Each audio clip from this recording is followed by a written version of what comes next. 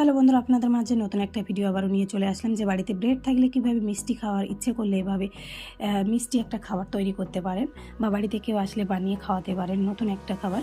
তো অবশ্যই ভিডিওটা শেষ পর্যন্ত দেখবেন। যারা চ্যানেলে নতুন ভিডিও দেখছেন অবশ্যই চ্যানেলটা সাবস্ক্রাইব করে দেবেন প্লিজ। এভাবে কেটে আমি গোল শেপ দিয়ে নিয়েছি ভালো লাগার জন্য। বাকি যে অংশটা আমি ফেলে দেবো না, এভাবে ফ্রিজে স্টোর করে সবগুলোই রেখে দেবো। ব্রেড গামস বানাবো।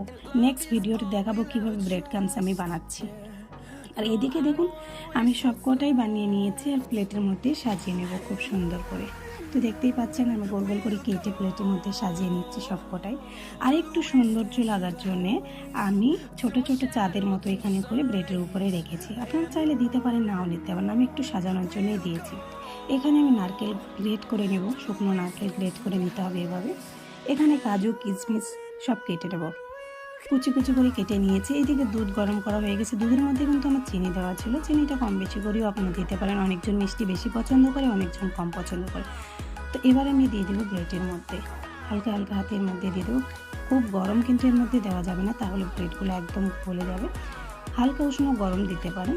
এবার এর মধ্যে দিয়ে দেবো আমি ড্রাই ফ্রুটগুলো। এভাবে কিন্তু বানিয়ে বাচ্চাকে নিজেরা বা কাউকে বাড়িতে দিতেই পারেন। বেশ মজাদার। কেমন হয়েছে ভিডিওটা অবশ্যই জানাবেন। কাকে ভালো লেগেছে একটা লাইক দিয়ে যাবেন। এতক্ষণ আমার সঙ্গে থাকার জন্য অসংখ্য ধন্যবাদ।